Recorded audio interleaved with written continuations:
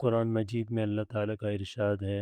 وَعَلَى اللَّهِ فَلْيَتَوَكَّلِ الْمُؤْمِنُونَ، اللہ ہی پر ایمان والوں کو بھروسہ کرنا چاہیے، اعتماد کرنا چاہیے، توکل کرنا چاہیے۔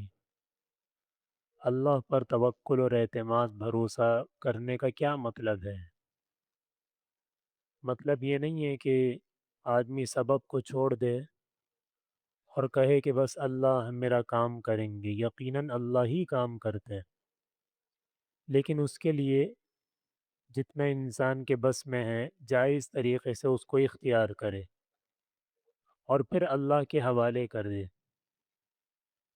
بغیر سبب اختیار کیے یہ کہنا کہ بس یہ اللہ کرے گا تو یہ بات ٹھیک نہیں ہے۔ مثال کے طور پہ ہر آدمی کو رزق چاہیے، روزی چاہیے،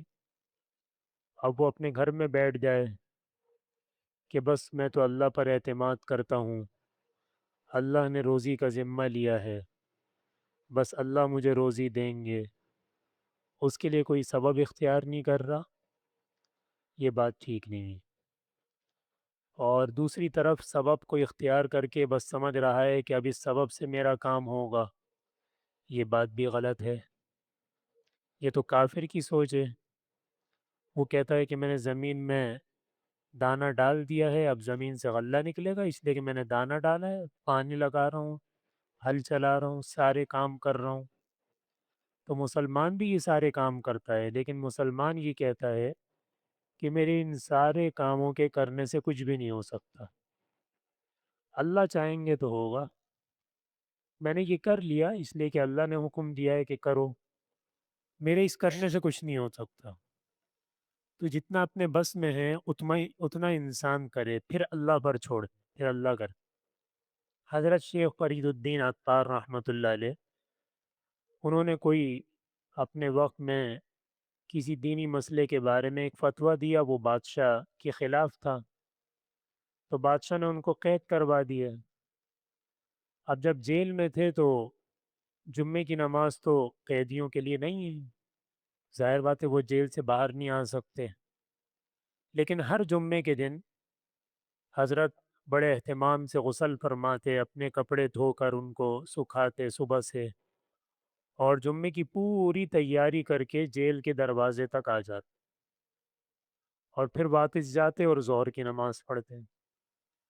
تو جو ان کے ساتھ قیدی تھے انہوں نے کہا کہ یہ آپ کیا کرتے ہیں؟ آپ کو معلوم ہے کہ آپ باہر نہیں جا سکتے، اور جو آپ کی مدت ہے قید کی وہ مدت ابھی پوری نہیں ہوئی، تو آپ یہ کیوں کرتے ہیں؟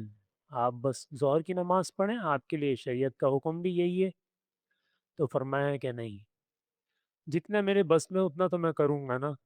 یہاں تک تو میں کر سکتا ہوں، جیل کے دروازے تک میں جا سکتا ہوں، اب اس سے آگے نہیں جا سکتا تو واپس آ گیا، جہاں تک اپنے بس میں اتنا کرتا ہوں۔ حضرت شیخ الہند مولانا محمود الحسن رحمۃ اللہ علیہ، انہوں نے ایک موقع پر فرمایا کہ اگر اللہ تعالیٰ مجھ سے فرمائیں کہ محمود الحسن آسمان پہ آ جاؤ، تو میں یہ کروں گا کہ سب سے اونچا پہاڑ تلاش کروں گا، پھر اس پہاڑ پہ چڑھوں گا چاہے مجھے 10 مہینے لگ جائیں، اور پھر اس پہاڑ پہ جو سب سے اونچا درخت ہوگا اس پہ چڑھ جاؤں گا، پھر اس پر چڑھنے کے بعد اللہ سے کہوں گا کہ اللہ میں تو یہیں تک آ سکتا تھا،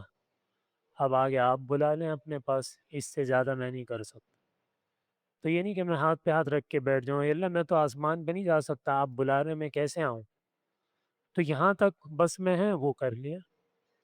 تو اس لیے جتنا اپنے بس میں ہے اتنا کریں، پھر آگے اللہ تعالیٰ کی مدد شامل حال ہو جاتی ہے، لیکن جائز طریقے سے۔ تو قرآن میں اللہ نے فرمایا وَعَلَى اللَّهِ فَلْيَتَوَكَّلِ الْمُؤْمِنُونَ، اللہ ہی پر ایمان والوں کو اعتماد اور بھروسہ کرنا چاہیے، کہ اپنی ساری کوشش کر کے اللہ کے حوالے کر دیں کہ میری اس کوشش سے کچھ بھی نہیں ہو سکتا، بس اللہ چاہیں گے تو اب ہو جائے گا۔ اللہ تعالیٰ ہم سب